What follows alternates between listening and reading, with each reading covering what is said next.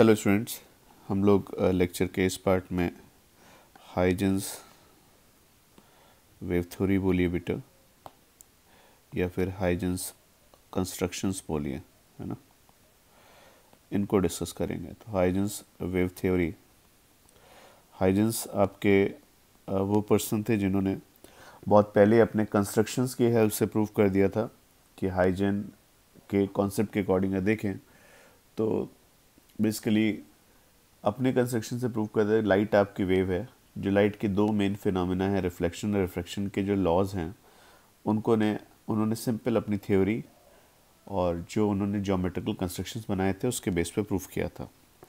तो अगर मैं हाइजेंस की थ्योरी को पढ़ना चाहता तो उसमें कुछ छोटे छोटे से टर्म हैं जिन्हें हमें डिस्कस करना है।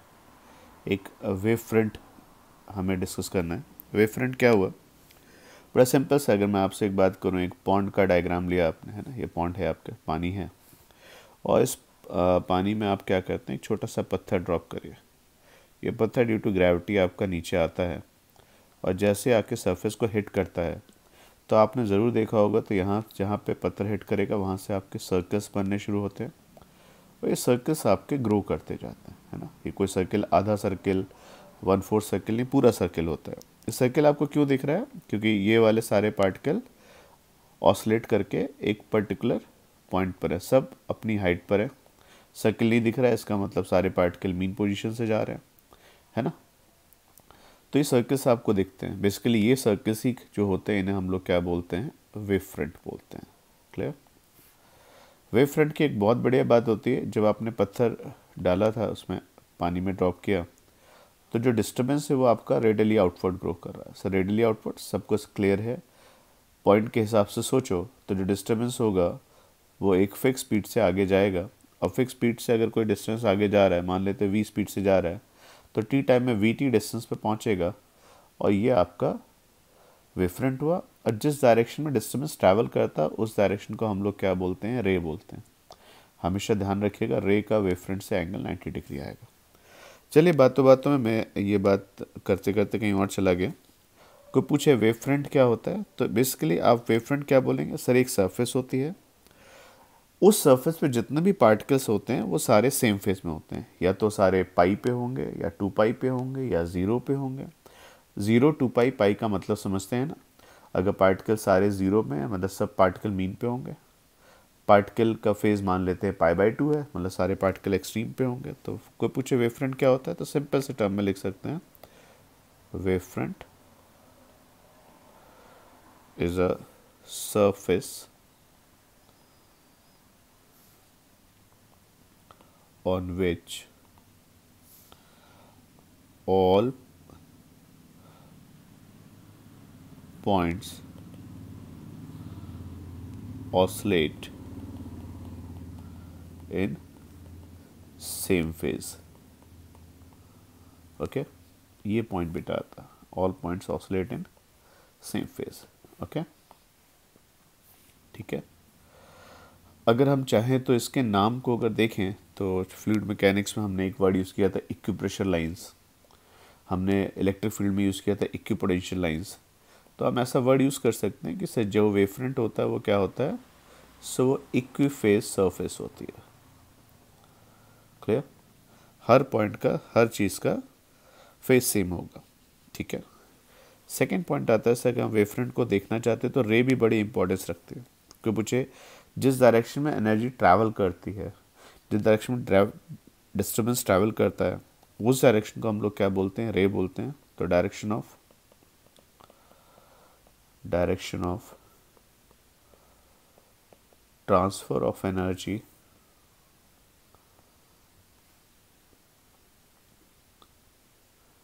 is perpendicular to the wavefront,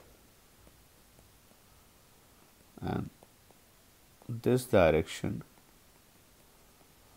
is referred as ray.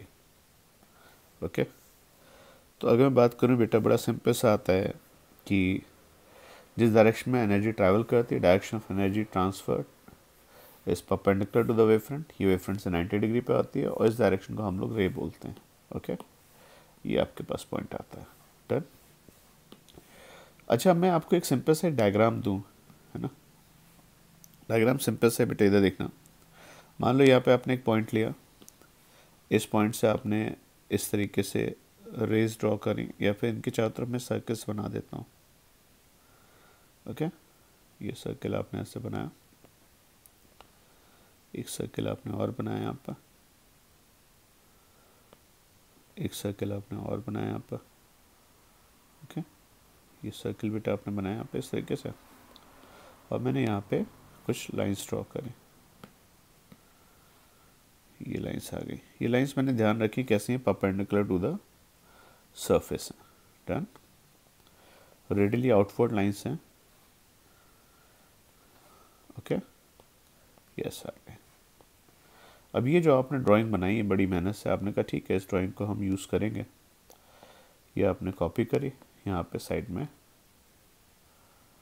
आपने ड्रॉ किया, थोड़ा सा छोटा करके रख देते जिससे एक ही डायग्राम में हमें सारे पॉइंट मिले, है ना।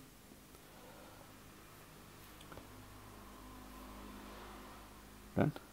अब मैं आपसे एक छोटी सी बात करूँ, यहाँ पे आपने बना तो दिया इस चीज़ को ऐसे यहाँ पर। ओके, तो आपने डायग्राम बनाया यहाँ पर और इस तरीके से आता। तो देखो मज़ेदार बात क्या है कि अगर मैं ऐसे मान लूँ कि यहाँ पर सेंटर पे पॉजिटिव चार्ज रखा है, तो आप बोलोगे ये इलेक्ट्रिक फील्ड लाइंस होंगी। ओके, इलेक्ट्रिक फील्ड लाइंस किस डायरेक्शन में, आउटवर्ड डायरेक्शन में। और ये जो सर्कल्स आपने ड्रॉ किए हैं ये टेक्निकली इक्विपोटेंशियल सरफेस होंगे V1, V2 और V3 के।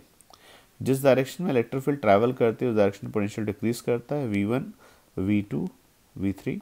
V1 सबसे बड़ा होगा, V2 और कम, V3 और कम। और आपने एक चीज़ और देखी कि जो इलेक्ट्रिक फील्ड की डायरेक्शन है उससे 90 डिग्री पे आपकी इक्विपोटेंशियल सरफेस आ रही है। इसके हर पॉइंट का पोटेंशियल, ये जितने भी तुम लोगे हर पॉइंट का potential V1, V1, V1, V1, इसका पोटेंशियल नहीं चेंज होगा। तो सेम ड्राइंग थी क्या, एक एनालॉगस स्टडी यहाँ पर आ सकती है। यस सर, आपने वही तालाब में जो पत्थर ड्रॉप किया था, उस पत्थर से जो डिस्टर्बेंस आपका ट्रैवल कर रहा है वो जिस डायरेक्शन में डिस्टर्बेंस जा रहा है वो है रे, और उससे परपेंडिकुलर जो सरफेस आप विजुलाइज कर सकते हो, दिख रही है, इस सरफेस के हर एक पॉइंट का पोटेंशियल φ1 होगा। इसके आगे φ1 मतलब इसका φ1, यहाँ पे φ1, यहाँ पे φ1, यहाँ φ1, φ1, φ1, φ1, φ1, इस सरफेस के हर पॉइंट का पोटेंशियल φ1 है। आगे जाएंगे आपका पोटेंशियल कितना हो जाएगा यहाँ पर φ2। ठीक है सर, इसके हर पॉइंट का पोटेंशियल बच्चे φ2 है, और आगे जाएंगे तो इसके हर पॉइंट का पोटेंशियल आपका φ3 है। ओके, और अगर मैं डिस्टर्बेंस के हिसाब से आगे चलूँ तो भाई सिंपल सा अगर मैं बात करूँ कि जब आप आगे जाएंगे तो यहाँ भी पोटेंशियल नहीं, फेज आपका चेंज होगा, और in the direction of energy travel आपका फेज डिक्रीज करेगा। Okay, done.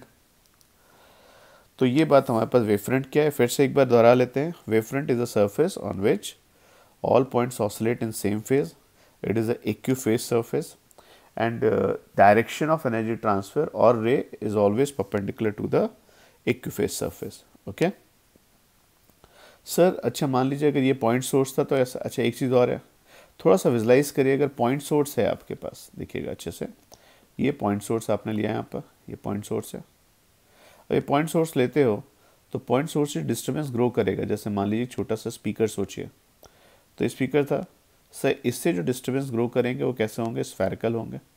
सर ये सरफेस को ज़रा ठीक से सोचो 3D में, अगर ये पॉइंट सोर्स है, ये पॉइंट सोर्स आपने लिया है छोटा सा, सही पॉइंट है, इसका डायमेंशन नेग्लिजिबल है, तो आपके जो वेव फ्रंट होंगे वो कैसे होंगे, स्फेरिकल वेव फ्रंट होएगा। क्लियर सर, इसका हमारे लिए बेनिफिट क्या है, इसका बेनिफिट आगे चल के, या फिर शायद हमने साउंड के चैप्टर में डिस्कस भी किया हुआ है। अगर सोर्स P पावर का है तो R डिस्टेंस पे अगर तुम बैठे होगे तो तुम्हारी जो पावर होगी वो 4πr² एरिया में डिस्ट्रीब्यूट हुई होगी। तो इंटेंसिटी पूछी जाए R डिस्टेंस पे कितनी होगी, तो P डिवाइड बाई 4πr²। यहाँ से एक अगर हिंट मिलता है तो intensity is inversely proportional to R² आता है पॉइंट सोर्स के लिए। दूरी बढ़ाओगे इंटेंसिटी कम होगी, ये बात हमने साउंड में डिस्कस भी करी थी। सर अगर मान लीजिए लाइन चार्ज आया, तो अगर मान लेते बच्चे लाइन चार्ज है यहाँ पे इस तरीके से, है ना, तो लाइन चार्ज के चारों तरफ अगर मैं बहुत पूछूं, जो डिस्टर्बेंस होगा वो ग्रो करेगा, और वो लाइन चार्ज पे एक जगह से डिस्टर्बेंस नहीं आया बेटा, सब जगह से आया।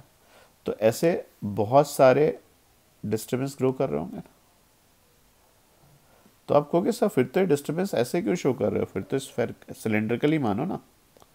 तो जो लाइन चार्ज नहीं, लाइन सोर्स होगा, लाइन सोर्स से जो डिस्टर्बेंस ग्रो करेंगे वो कैसे होंगे आपके, सर सिलेंड्रिकल होंगे। लाइन सोर्स से डिस्टर्बेंस आएगा बच्चे वो सिलेंड्रिकल होगा। दूर जाने पे नो डाउट इंटेंसिटी यहाँ भी चेंज होगी। अगर मान लेते हैं ये जो रॉड है, ये जो सोर्स है, ये पी पावर का है, तो आर डिस्टेंस पे जो आपकी एनर्जी डिस्ट्रीब्यूट हुई वो सिलेंड्रिकल सरफेस को क्रॉस करेगी, दिख रहा है। ये आर डिस्टेंस का एल लेंथ का एक सिलेंडर सोचो, तो आपकी इंटेंसिटी इसको क्रॉस करेगी और इंटेंसिटी की वैल्यू किसके इक्वल होगी, पी डिवाइड बाय एरिया, और एरिया सिलेंडर की लैटरल सरफेस के अकॉर्डिंग आएगा। तो intensity is inversely proportional to R. Okay, तो पॉइंट सोर्स में आपके पास फैसिलिटी है भाई स्फेरिकल वेव फ्रंट बनेंगे, और जो आपका लाइन सोर्स होगा उसमें आपके सिलेंड्रिकल वेव फ्रंट होंगे, इंटेंसिटी का रिलेशन आएगा। अब ये एक थ्योरी थी जो बहुत पहले के ज़माने में, मतलब 1600 के टाइम पे हाइजेंस सोच पा रहे थे, बड़ी बात थी। उन्होंने एक कुछ पॉइंट्स बोले, और वो पॉइंट्स थे कि भाई हम कैसे वेव फ्रंट्स को प्रोपोगेट कराएंगे। तो उनके दो छोटे से डिस्कशन थे, बहुत सिंपल से हैं दो पॉइंट। पहला पॉइंट क्या था, एक वर्ड उन्होंने यूज़ किया प्राइमरी वेव फ्रंट और सेकेंडरी। आप चाहें तो प्राइमरी मतलब प्रेजेंट और सेकेंडरी मतलब फ्यूचर सोच सकते हैं, है ना। तो उनका एक वर्ड ये था सिंपल सा, each point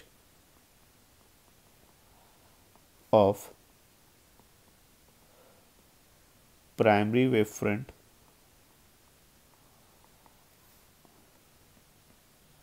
acts as a source of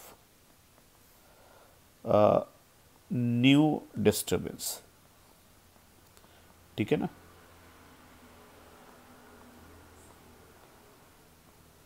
source of new disturbance. Sir इसका मीनिंग क्या हुआ बच्चे, आप बात समझो क्या हुआ। मैं आपको एक छोटी सी बात बताऊं, एक पॉइंट उन्होंने और भी बोला।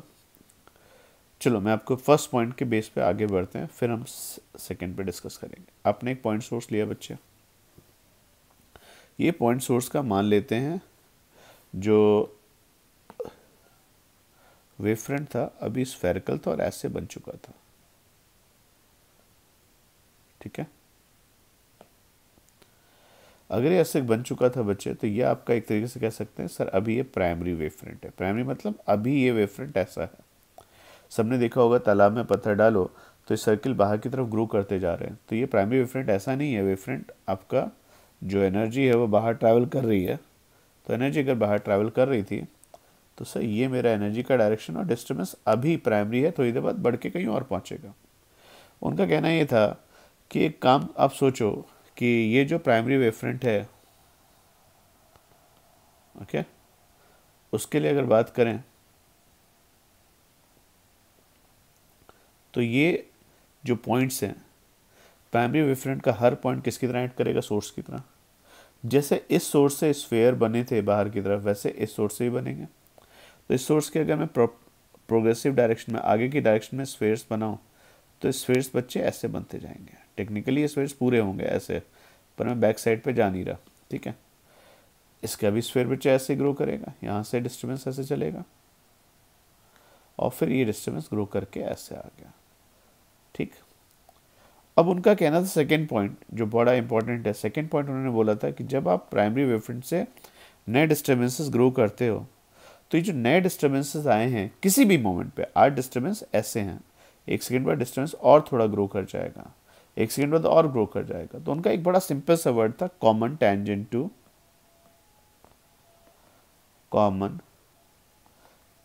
To new disturbances. जो आपने बच्चे न्यू डिस्टर्बेंस किसी भी मोमेंट पर बनाए हैं, disturbances at time t gives secondary wave front। Okay, primary और सेकेंडरी में डिफरेंस बच्चे समझ में आता है ना क्या। सर प्राइमरी सेकेंडरी में जो डिफरेंस है वो केवल इस बात का है कि भाई प्राइमरी आपका अभी था, थोड़ी देर बाद आपका डिस्टेंस ग्रो करके यहाँ पहुँच चुका है, तो जो सर्किल आपको दिखेगा वो सर्किल बच्चे मेरे डिस्टर्बेंसेस का कॉमन टेंजेंट है। क्या ये ऐसे आ गया, ओके ये इस तरीके से ऐसा आता है। तो अगर पूछा जाए सर जो मेरे पास प्राइमरी वेव फ्रंट था ग्रीन कलर का, वो थोड़ी देर बाद ग्रो करके क्या आगे जा चुका है? Yes sir. कितनी देर में ग्रो करके आ गया? तो अगर मान लो ये टाइम टी का था और ये time T plus delta T का था, तो जो डिस्टर्बेंस को ग्रो करने के लिए अवेलेबल टाइम था वो कितना था बच्चे? वो वी डेल्टा टी था। तो आपका वी डेल्टा टी डिस्टर्बेंस आगे आ चुका है। धीरे धीरे यही प्राइमरी डिस्टर्बेंस, अब अगर तुम देखोगे तो इस मोमेंट पे ये प्राइमरी हो गया, और इससे आगे के बनाने तो फिर से आप बच्चे सोर्स लेते जाइए और कॉमन टेंजेंट ड्रॉ करते जाइए। क्लियर? तो दो ही रूल हैं सिंपल से। पहला, प्राइमरी वेवफ्रंट का हर पॉइंट किसकी तरह ट्रीट किया जाएगा? सोर्स की तरह। और जो उससे नए डिस्टर्बेंस बनेंगे उनका कॉमन टेंजेंट किसको रिप्रेजेंट करेगा? सर सेकेंडरी वेवफ्रंट को। डन है? अब अगर मैं आपको कुछ छोटी छोटी ड्राइंग दूं, ड्राइंग बच्चे ऐसे यहाँ पे अगर अच्छे से देखो, आपने क्या किया, एक वेव फ्रंट था ऐसा। अब आपको ऐसा प्लेनर वेव फ्रंट हो सकता है क्या? प्लेनर वेव फ्रंट तब होगा जब आपका स्प्रेडिंग नहीं है। अगर वेव फ्रंट है, ये बच्चे लाइन नहीं है, ये सरफेस है ना। अगर ये ऐसा है तो इससे परपेंडिकुलर अगर मैं पूछूं तो सर ये रे मेरे पास ऐसे जा रही होगी, ये डायरेक्शन बच्चे मेरे पास आगे यहाँ पर, सो ये मेरे पास रे जा रही है ऐसे। आगे वाइट वाली सरफेस आपकी वेव फ्रंट है, तो ग्रीन वाली लाइंस जो है आपकी लाइट रे हैं। डन? ये लाइट रे ऐसे जा रही थी। डन? लाइट रे मान लो या कोई भी वेव, सब वेव्स के लिए चलेगा, वो बात अलग है, लाइट में ज़्यादा अच्छा। अब सर मेरा मन है कि अगर ये मेरा प्राइमरी वेव फ्रंट है ना, और इसमें सेकेंडरी वेव फ्रंट बनाना चाहता हूँ, तो कैसे बनाएंगे बच्चे? तो आपको लग रहा है भाई यहाँ पे सोर्सेस तो दिख रहे हैं, ये आपके पास एक सोर्स आ गया। प्राइमरी वेव फ्रंट का हर पॉइंट सोर्स, कितने सोर्स बेटा आप कितने भी सोर्स बना सकते हो। प्राइमरी वेव फ्रंट का हर पॉइंट किसकी तरह ट्रीट किया जाएगा? सोर्स की तरह। पर समय को देखते हुए भाई आप लिमिटेड बनाइए, नहीं तो ड्राइंग भी बहुत ज़्यादा बनानी पड़ेगी। ये सर पॉइंट है, तो इससे डिस्टर्बेंस ग्रो किया। थोड़ी देर बाद यहाँ पे भाई देखो, ये सारे एक साथ डिस्टर्बेंस को आगे बढ़ाएंगे। थोड़ी देर बाद डिस्टर्बेंस और ग्रो कर गया, पहले वी चला था, अब वी इंटू 2t चल गया। सर डिस्टर्बेंस थोड़ा सा और ग्रो कर गया। क्लियर? अब ये डिस्टर्बेंस अगर इस तरीके से बच्चे ग्रो करता जा रहा था, तो ये मेरे नए डिस्टर्बेंस थे जो ग्रो करके यहाँ पे आ चुका है। ठीक है, ये मेरे नए डिस्टर्बेंस है जो बड़े हो चुके हैं, जो एक टाइम के बाद अब आगे आ चुके हैं। क्या इनका मैं कॉमन टेंजेंट ड्रॉ कर सकता हूँ? यस सर, इनका कॉमन टेंजेंट बच्चे अगर आप ड्रॉ करते हो तो सिंपल सा देखो बच्चे कैसा आएगा।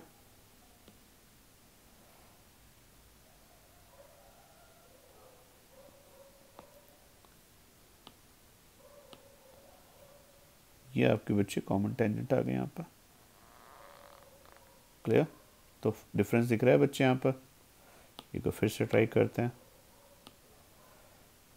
ये बेटा आपके पास कॉमन टेंजेंट आ गया। तो ये आपका टेक्निकली प्राइमरी वेव फ्रंट था और ये आपका सेकेंडरी वेव फ्रंट। ठीक है, आप कितना आगे आ चुके हो? तो v इंटू टी आगे आ चुके हो। जितना टाइम मिला और जो स्पीड है उससे मल्टीप्लाई कर दिया। अब बात आती है एग्ज़ाम में अगर हमसे डिस्कशंस बेटा पूछे जाते हैं, तो भाई जेई में इस साल ही क्वेश्चन आया आपके पास, है ना। जेई में इसमें मैं वो क्वेश्चन भी अभी पिक करूँगा, पर एक छोटी सी ड्राइंग अगर दूँ तो मेरे पास जो रे ऑप्टिक्स हमने पढ़ी थी, रे ऑप्टिक्स हमने ऐसे पढ़ा था सर, ये मेरे पास कन्वर्जिंग लेंस हो और ये लाइट अगर इस तरीके से बेटा आ रही हो, है ना, ये लाइट आपकी आती है इस तरीके से, तो ये लाइट का, इस लेंस का एक नेचर है, ये लाइट को एक पॉइंट पे मीट कराता है। डन? ये ऐसा आता था। ठीक है, आप ऐसे एरो बनाते थे, instantly parallel to the principal axis है, आफ्टर रिफ्लेक्शन एक फोकस से पास करेंगे। सो ये जो टाइम था हमारे पास रे ऑप्टिक्स का था और वहाँ पे रे से पढ़ते थे। नो डाउट रे से आप अभी भी पढ़ सकते हैं, रे आप लेके आए यहाँ पर इस तरीके से। अब ऑनेस्टली बताना का ये रे है इस तरीके से, रे इस तरीके से यहाँ पे आके मीट करती है। डन? ऐसी तो था। इस रे से परपेंडिकुलर क्या एक सरफेस सोच सकते हैं? यस। ये आपके बच्चे वेव फ्रंट्स हैं, ये प्राइमरी वेव फ्रंट, ये सेकेंडरी, ये मोर सेकेंडरी, और आपका वेव फ्रंट बच्चे यहाँ पे रीच करता है।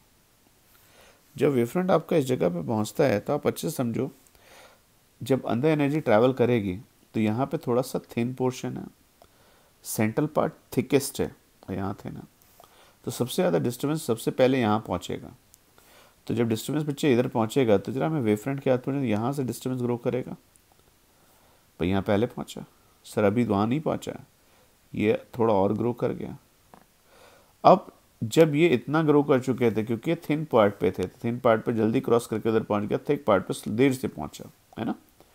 तो आपसे कोई पूछे तो अब ये यहाँ पे पहुँच चुका है, तो अब ये ग्रो करेगा, यस सर, ये ग्रो करेगा, यस सर, और ये अब ग्रो करना शुरू करेगा, सर, ये और ग्रो कर जाएगा, यस सर, ये और ग्रो कर जाएगा, यस सर, और ये अब धीरे धीरे ये पीछे चल रहा है थोड़ा। तो अगर मैं इस समय पूछूं बच्चे, तो मेरा जो सेकेंडरी जो मेरा न्यू डिस्टर्बेंस है वो इस शेप में आ चुका है, क्या बच्चे मैं इनका कॉमन एक टेंजेंट सोच सकता हूँ, यस सर, ये आपका कॉमन टेंजेंट आया। तो ध्यान से देखो, पहले वेवफ्रंट कैसे थे, प्लेन थे, अब वेवफ्रंट कैसा हो गया, कर्व्ड। और मैं कह सकता हूँ कि वेवफ्रंट स्फेरिकल होगा। सर आप कैसे कह सकते हैं, क्योंकि आप पॉइंट सोर्स पॉइंट पे कन्वर्ज हो रहे हैं ना, और अब आपकी लाइट रे फिर से वेवफ्रंट पहले एक बार कन्वर्ज हुआ और फिर डाइवर्ज होगा।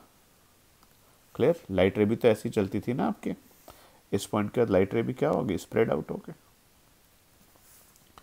तो पहला वाला डायग्राम किसके लिए था सर, रे के लिए था, और सेकंड डायग्राम में पहले वेवफ्रंट कैसे थे, स्फेरिकल, सेकंड फिर वेवफ्रंट कैसे हो गए, स्फेरिकल। और मज़ेदार बात है, ये जितने भी स्फेरिकल वेवफ्रंट बन रहे होंगे उनका सेंटर कहाँ पे आएगा, फोकस पर।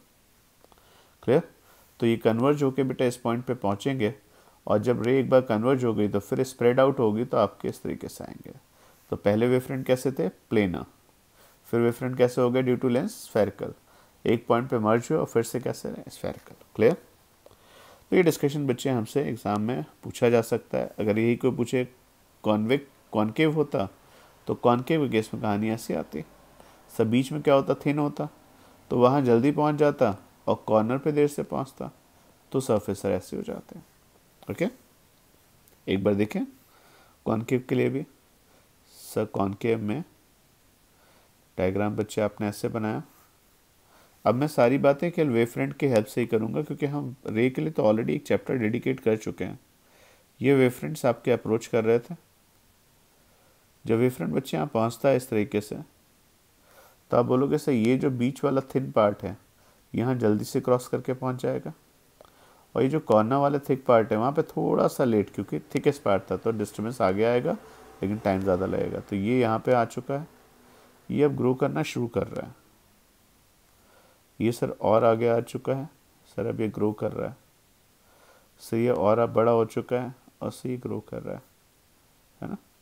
तो अगर बच्चे मैं इनका कॉमन एनवेलप लूँ तो क्लियर है कैसा होगा, सब ऐसा होगा, और अब ये स्प्रेड आउट होता जाएगा। क्लियर, तो पहले कैसा था वेवफ्रंट, प्लेनर था, और बाद में कैसा हो गया, स्फेरिकल। सर ये बात अगर हम लोग इसको रे डायग्राम से समझे तो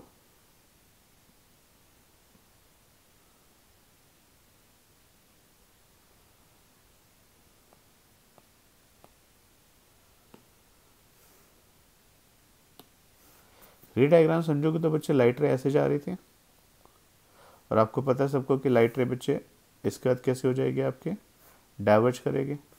तो टेक्निकली ये जितने भी स्फेयर बन रहे हैं ना, ये इन सारे स्फेयर्स का सेंटर कहाँ पे आएगा आपका, सर इनको अगर मैं बैक साइड में लेके जाऊँ तो सर इनका सेंटर कहाँ पे आएगा, आपके फोकस पे आएगा। क्लियर, तो ये पॉइंट बच्चे जो डिस्कशन था हाइजन का, ये आपने बहुत पहले उन्होंने इस चीज़ को दिया था, और इस डिस्कशन में उन्होंने साफ साफ कह दिया कि भाई देखो हम कंस्ट्रक्शंस दे रहे हैं और रे के कॉन्सेप्ट्स को हम ज़्यादा से ज़्यादा एक्सप्लेन कर पा रहे हैं।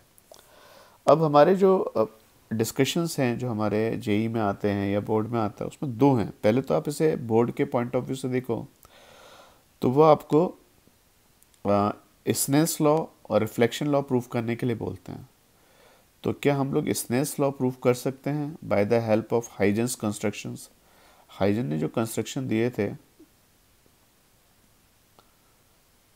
उसको बेटा हमें उसकी हेल्प से हमें स्नेल्स लॉ प्रूफ करना है। ठीक है, स्नेल्स लॉ बनाने के लिए बच्चे हम कुछ ड्राइंग लेंगे, वो ड्राइंग आप अच्छे से यूज़ करेंगे, आप अच्छे से समझो। ये आपके पास एक सरफेस है, डन। ये सरफेस सेपरेट करती है दो मीडियम्स को। एक साइड मीडियम का रिफ्रैक्टिव इंडेक्स n1 है, एक साइड n2। आप ऐसा बोल सकते हो, इस साइड एयर है, इस साइड वाटर है ना। अब हमने लाइट रे में कॉन्सेप्ट अच्छे से पढ़ा था कि मान लो बच्चे, लाइट आपकी इस तरीके से आती है यहाँ पर, है ना। ये लाइट आपके यहाँ पे आई, ये आपकी एक बीम थी, ओके।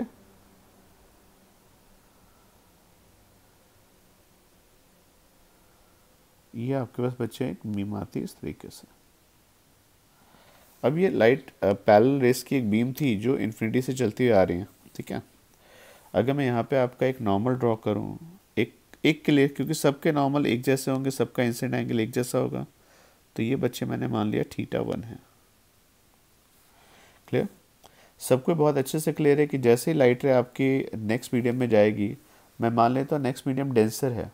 अगर नेक्स्ट मीडियम डेंसर है तो श्योरली ये जो लाइट रे ली है आपकी, वो आपकी अपने पास से बेंड करेगी। और ऐसा केवल एक के साथ नहीं होगा, ये सबके साथ होगा। लाइट रे फिर से कैसी रहेंगी, आपकी पैरेलल रहेंगी, लेकिन अब उनका नया एंगल जो आएगा नॉर्मल के साथ, वो चेंज हो चुका है और वो एंगल आपका θ2 आएगा। क्लियर? ये सबको क्लियर है स्नेल्स लॉ के अकॉर्डिंग। इट इज़ सिंपल कि सर हमें इस्टेब्लिश करना है कि n1 sin θ1 is equal to क्या होना चाहिए, n2 sin θ2। ये आपका डिस्कशन होना चाहिए, ठीक। अब सारी बातें तो रे की हैं। मैं आपसे एक छोटी सी बात पूछूं, क्या इससे परपेंडिकुलर एक लाइन आप सोच सकते थे? अगर मैं इससे परपेंडिकुलर बच्चे एक लाइन आपसे पूछूं, तो ये ध्यान से देखना, एक लाइन आपको दिख रही है इससे 90 डिग्री पर। ये लाइन जो लाइन ली है आपने, ये आपकी रे से 90 डिग्री पर है। अगर रे से 90 डिग्री पर है तो ये आपका सिंपली वेव फ्रंट को रिप्रेजेंट कर रहा है। ये वेव फ्रंट जो आपने अभी ड्रॉ किया है, इस वेव फ्रंट को आप क्या बोलेंगे सर? ये इंसिडेंट वेव फ्रंट है।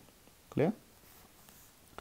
मजे की बात यह है कि जो रे का नॉर्मल के साथ एंगल आता है, वही एंगल अगर आप देखोगे तो वेव फ्रंट का हमेशा सरफेस के साथ होगा। ओके? कैसे?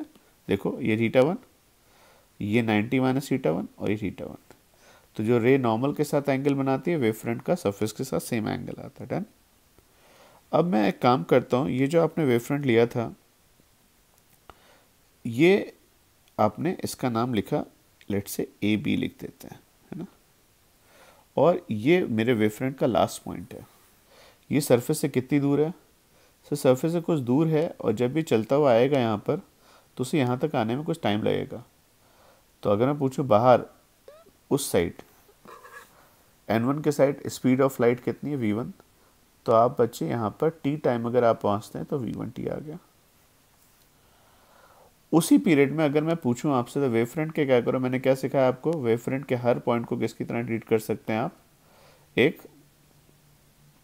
सोर्स की तरह। तो ये आपके पास बेटा वेव फ्रंट था। अब मुझे एक बात बताइए, मैं यहाँ पर ये डिस्टेंस सबसे पहले यहाँ पहुँचा, ये वाला डिस्टेंस चलते चलते थोड़ी देर में यहाँ पहुँचेगा, ये थोड़ी देर में यहाँ पहुँचेगा, है ना, ये थोड़ी देर में यहाँ पहुँचेगा, और तब तक क्या आया? तो जब तक ये पहुँचेगा तब तक बाकी जगह का डिस्टेंस तो ग्रो कर चुका होगा ना। तो आपने कहा ठीक है, एक ड्राइंग बनाते हैं। ये डिस्टेंस अभी ग्रो करता है, ये डिस्टेंस बच्चा अभी यहाँ पहुँचा है ना। ये डिस्टेंस और ग्रो करता है, तब तक ये भी थोड़ा ग्रो करता है, पर तब तक ये वाला डिस्टेंस यहाँ पहुँचता है। ओके, कैसे आ गया सर? ये और ग्रो कर गया सर, ये और ग्रो कर गया, तब ये थोड़ा ग्रो किया, और तब तक ये यहाँ पहुँच गया। क्या बच्चे लगता है कि आपको सेकेंडरी डिस्टर्बेंस आपका कंप्लीट हो गया? सेकेंडरी डिस्टर्बेंस अगर आपने बना ली हैं बच्चे, तो उनका आपको क्लियर है, जो कॉमन टेंजेंट आएगी, है ना। अब बच्चे देखो, बहुत अच्छी तो ड्राइंग नहीं बन पाएगी यहाँ पर एग्जैक्टली आप ऐसे बना पाओ, है ना। अब थोड़ा सा ऐसे चेंज करो, तो मैं आपको बताऊं, ऐसे सोच सकते थे आप, ये आपका ड्राइंग बना दी इस तरीके से। तो भाई ये ऐसे ग्रो कर गया, ये ऐसे ग्रो कर गया, ऐसे शो कर सकते हैं, है ना। तो टेक्निकली बच्चे ये आपका ये इंसिडेंट वेव फ्रंट था और ये वेव फ्रंट आपका कंप्लीट हो गया, तो आप इसका नाम रख सकते हैं, ये क्या हो गया sir, reflected wave front. Clear. अब मैं आपसे एक बात सिंपल से पूछूं, ये जो रिफ्लेक्टेड वेव फ्रंट था, रिफ्लेक्टेड रे जो थी उसका नॉर्मल के साथ एंगल कितना था, θ2, तो ये एंगल 90 माइनस θ2। ये रे है और ये मेरा वेव फ्रंट है, तो श्योरली बच्चे बिल्कुल डंके की चोट पे बोलोगे एंगल 90। अगर ये एंगल 90 माइनस θ2 बना था और ये 90 है, तो ये कितना हुआ, θ2। और ऑब्वियस था रे का जो नॉर्मल के साथ एंगल आता है वही वेव फ्रंट का सरफेस के साथ आता है। क्लियर। तो अब अगर मैं इस पॉइंट को बी बोलूँ और ये बी प्राइम आया, अब ये डिस्टर्बेंस यहाँ पहुँच चुका है, तो ए बी मेरा कौन सा वेव फ्रंट था, इंसिडेंट वेव फ्रंट, और ए बी इस पॉइंट का नाम आप ए प्राइम लिख दीजिए, तो ए प्राइम बी प्राइम क्या हो गया, रिफ्लेक्टेड वेव फ्रंट। अब आपसे एक छोटी सी बात पूछूं, ट्राइंगल्स देखिए अच्छे से, तो ये एक ट्राइंगल आपको दिखेगा, इससे मैं आपसे एक छोटी सी बात पूछूं, साइन θ1 बताइए कितना है, तो आप बोलोगे साइन θ1 सिंपल सा perpendicular divide by hypotenuse. Perpendicular कितना हो जाएगा, तो v1t, और हाइपोटेन्यूज सबको क्लियर है, A B prime. Clear. Sine θ2 भी बता सकते हैं आप ऐसे, साइन θ2 की वैल्यू क्या होगी, सब परपेंडिकुलर।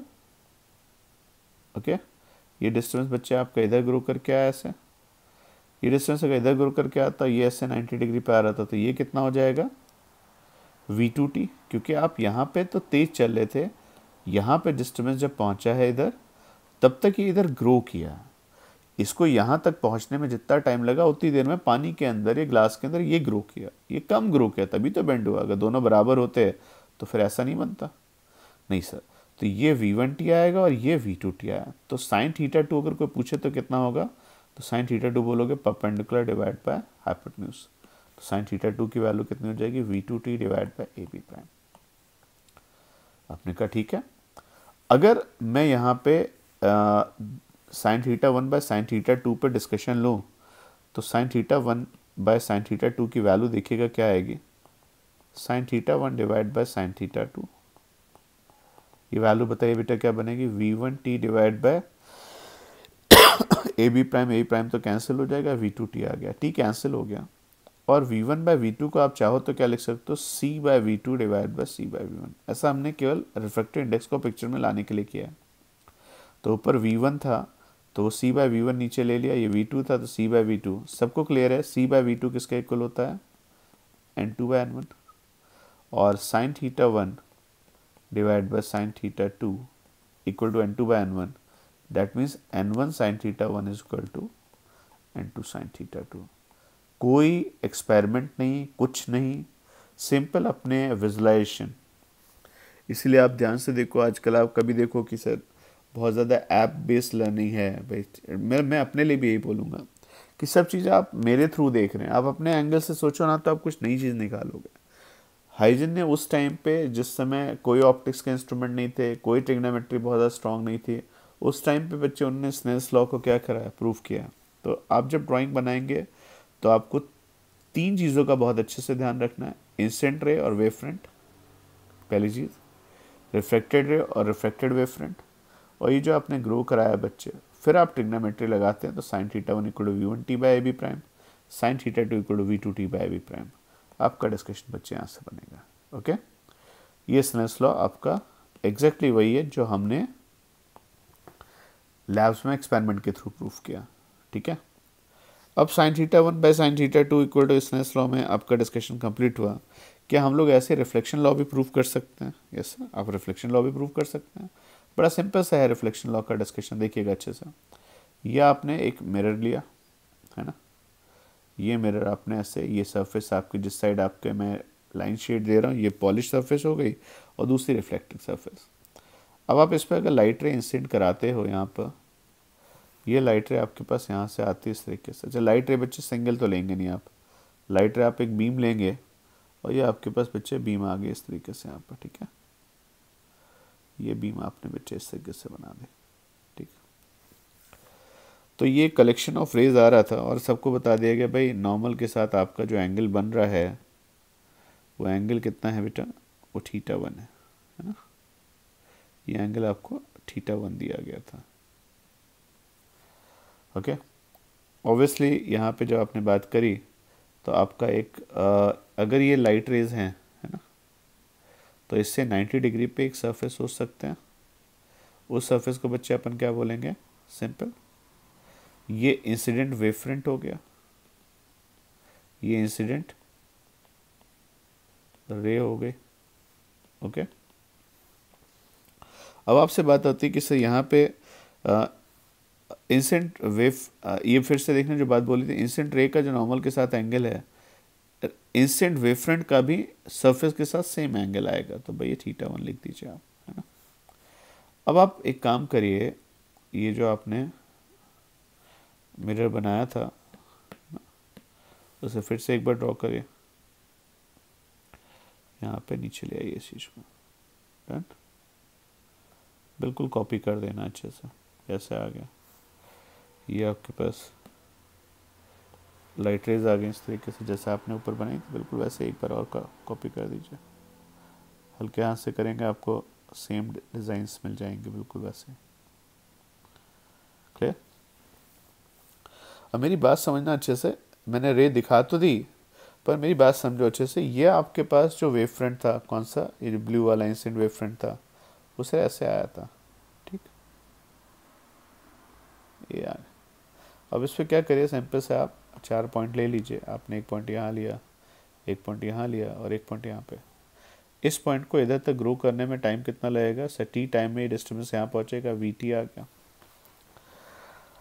अब क्या हुआ, जब आपका डिस्टेंस यहाँ पे इस जगह से यहाँ पे पहुँचेगा, है ना, एक मिनट मैं इसको हटा देता हूँ, जब यहाँ पहुँचेगा, यहाँ पहले पहुँच चुका था, यहाँ थोड़ा देर से पहुँचेगा, तब तक क्या आपको लगता है यहाँ का डिस्टेंस क्या थोड़ा सा ग्रो कर चुका है, यस सर, ये ऐसे ग्रो कर चुका है।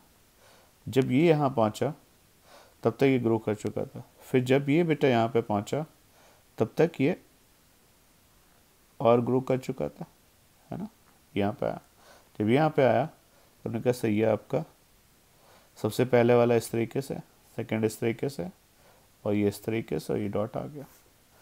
क्या ये आपको लगता है बेटा, ये जो आपके नए डिस्टर्बेंस है जो ग्रो करके इधर आ रहे हैं, सर्कल्स दिख रहे हैं और ये डॉट दिख रहा है, इनकी कॉमन टेंजेंट होगी, यस सर, इनकी कॉमन टेंजेंट बेटा ड्रॉ करिए, तो सही ये कॉमन टेंजेंट आपकी कुछ इस तरीके से आ जाएगी, है ना। और परफेक्ट ड्राइंग तो बेटा नहीं बन पा रही है यहाँ पर ठीक है, मैं भी ज्योमेट्रिक इंस्ट्रूमेंट के बिना चल रहा हूँ। तो ये डिस्टर्बेंस आपका यहाँ ग्रो किया।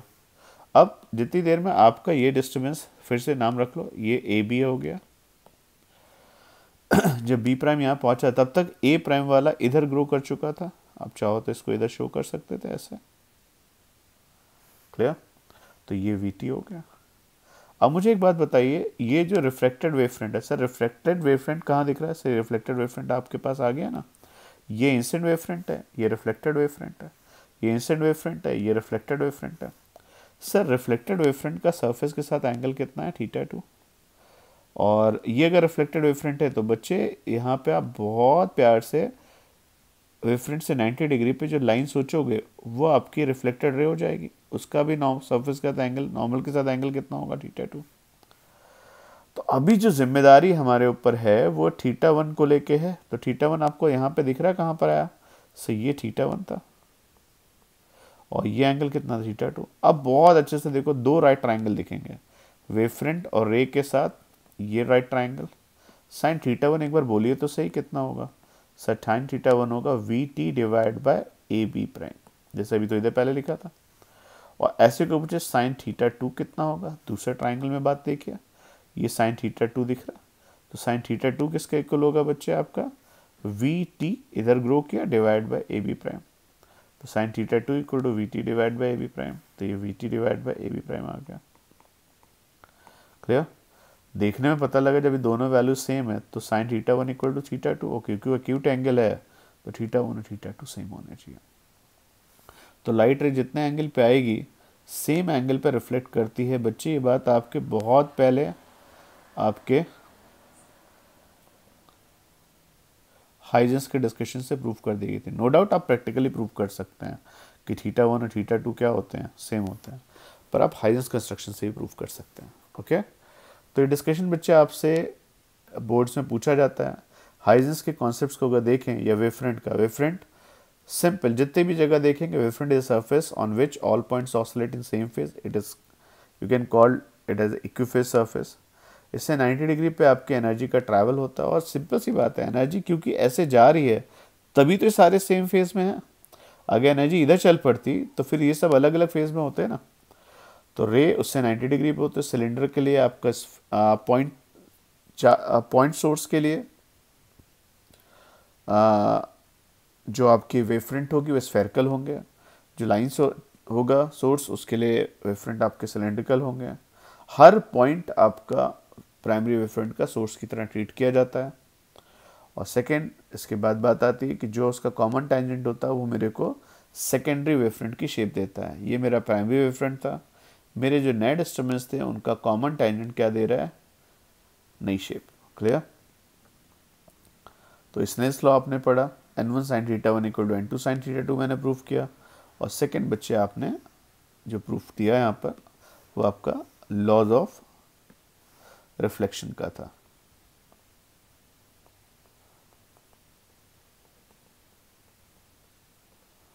ओके, ये डायग्राम्स आप एटलीस्ट 2-3 बार ड्रॉ करेंगे तो आपको सिंपल हो जाएगा। ज्योमेट्री की हेल्प लेंगे इंस्ट्रूमेंट्स की तो थोड़े बेटर डायग्राम बच जाएंगे। ओके, तो ये जो डिस्कशन हमने कवर किया वो हाइजेंस कंस्ट्रक्शन, वेवफ्रंट, रे, और एक तरीके से बहुत पुराने ज़माने में एक पर्सन ने विजुलाइज किया कि भाई ऐसा होना चाहिए और उसके उस पर बेस किया। वो बात अलग है कि ये जिस एरा में थे उस टाइम पे न्यूटन की बात को बहुत स्ट्रांगली सपोर्ट किया जाता था, तो इनकी बात किसी ने सुनी नहीं। पर आज उन्हें इतनी रिस्पेक्ट दी जा रही है कि आप वेव पढ़ना चाहते हैं, वेव ऑप्टिक्स पढ़ना चाहते हैं, तो सबसे पहले लाइट को एज अ वेव किसी ने प्रूफ किया तो वो हाइजन थे। ओके, तो इसके लिए इतने ही रखते हैं। नेक्स्ट पार्ट में हम लोग यंग्स डबल स्लिट एक्सपेरिमेंट